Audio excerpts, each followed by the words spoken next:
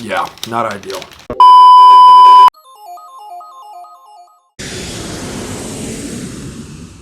Welcome back to Casiano Travels, home of the family that lives by car and plane. Now you may notice a little difference today. I'm not with Christine and I'm not with Cash. But since things are starting to get a little bit normal in life, I've started to travel a little bit more for work. So unfortunately, Christine and Cash couldn't make this trip, but they'll be on one very shortly. So today I'm in Dallas, Texas, about 3.5 hours south of my home in Oklahoma City, Oklahoma. I'm here at the Embassy Suites. Look at this, just gorgeous place, 5 stars. And it hit me. Dallas is one of the locations that MrBeast Burger is selling to. For whatever reason, Oklahoma City doesn't have MrBeast Burger. And for those of you who aren't familiar with MrBeast Burger, it is named after, well, you guessed it, MrBeast. So MrBeast is one of the most popular YouTubers on the site. He's got over 50 million subscribers. In one of his most recent videos, he opened up a chain of burger restaurants. Now the crazy thing about it, there's no actual brick and mortar location. So you can't just go to a MrBeast Burger and dine in. Instead, you have to use one of the food delivery apps like Grubhub. Now, a lot of my favorite YouTubers that are in the food game, they're competitive eaters. So they ate the entire menu. I'm not even gonna try that because I would maybe get through a fourth of it before feeling horrible and giving up and waving the white flag. So I'm gonna spare myself that pain and I'm gonna spare you guys that as well. All right,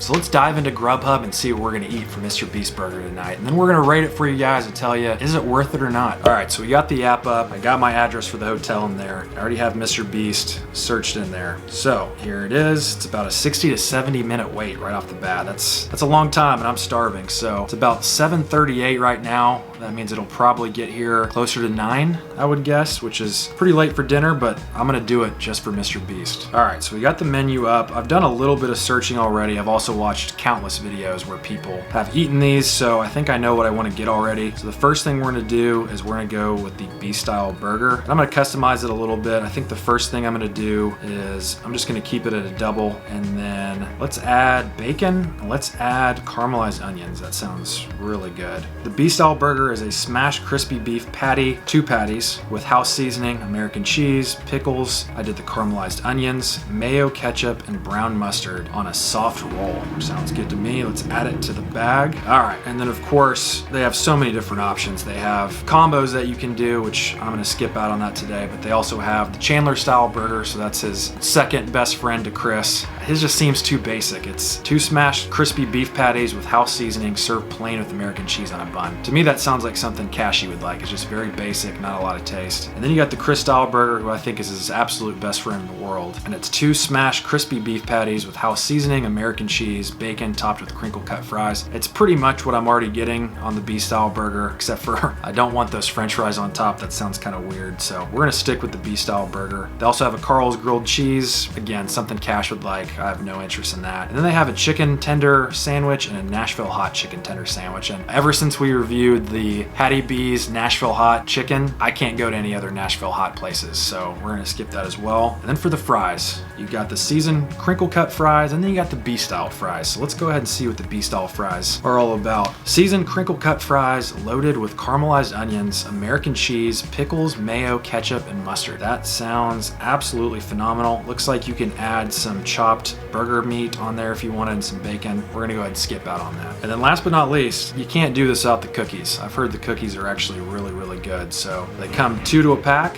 They're freshly baked chocolate chip cookies. How hard is that to mess up? I've heard these are good. Let's go ahead and add that to the bag. And I think that will do it for my order. So let's go to the view order. We got the burger, the beast style fries, the chocolate chip cookies. So it's about 16 bucks. And then with delivery fees, tax, everything else, it's gonna come out to about $24.85. And then of course, I want to tip, so I'm just gonna do a custom $5 tip on there, not $500.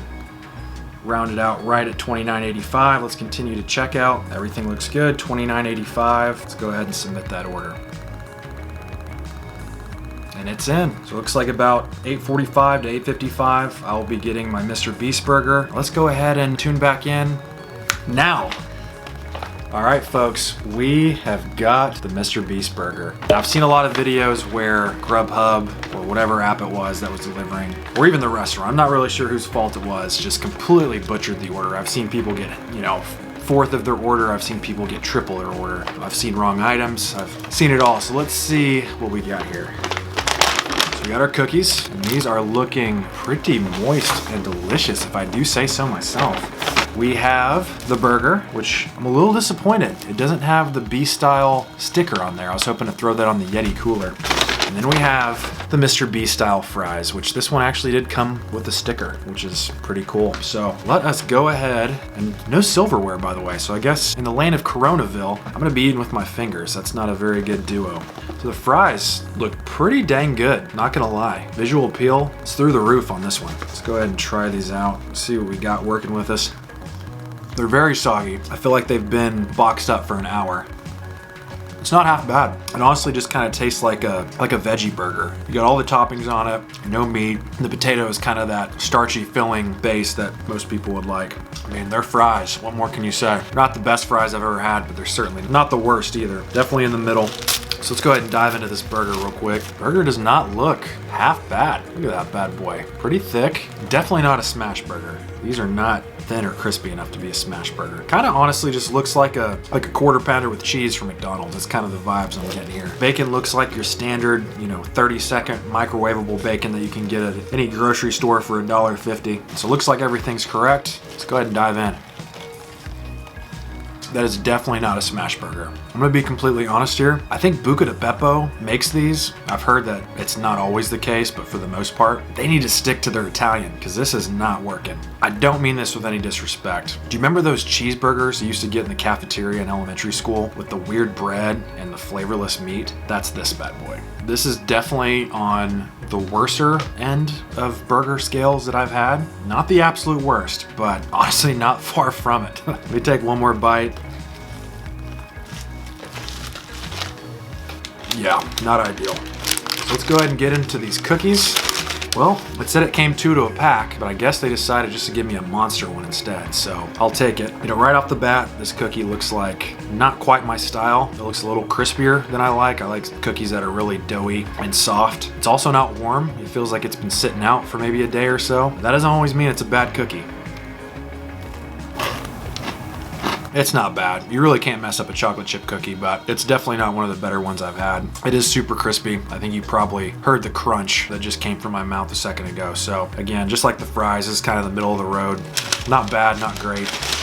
The burger though, absolute trash. And again, I don't mean that with any disrespect. MrBeast, I love your videos and keep them coming, but maybe next time let's go after some people that actually make burgers to make your food. Let's not have Italian restaurants that focus on spaghetti and meatballs making smash burgers. I just see how that doesn't correlate there. That'd be like asking your Chinese restaurant to make you pizza. It just doesn't go together. So with that being said, we always rate on 2 things. It's taste and its visual appeal. Visual appeal was okay. The fries were probably the best looking part of this whole meal. The burger and the cookie, they looked very standard. And honestly, the burger may have looked a little bit less than standard. Taste-wise, again, the fries were the highlight of all of this. The burger was definitely one of the worst I've ever had. And the cookie was just a cookie. Little crispy, little outdated, not fresh. So with that being said, I gotta give this a 4.8. Would I pay $30 for this ever again? Absolutely not. I'd rather go to In-N-Out Burger, Whataburger, Brahms, and spend $10. But don't take my word for it. Go check it out yourself. Thank you guys as always for watching. And follow me on the rest of my road tour. I'm going from here all the way out to the East Coast to Charlotte and then back again. I'm going through different states on each path, and I'm gonna be hitting a lot of famous restaurants. We'll see you guys next time.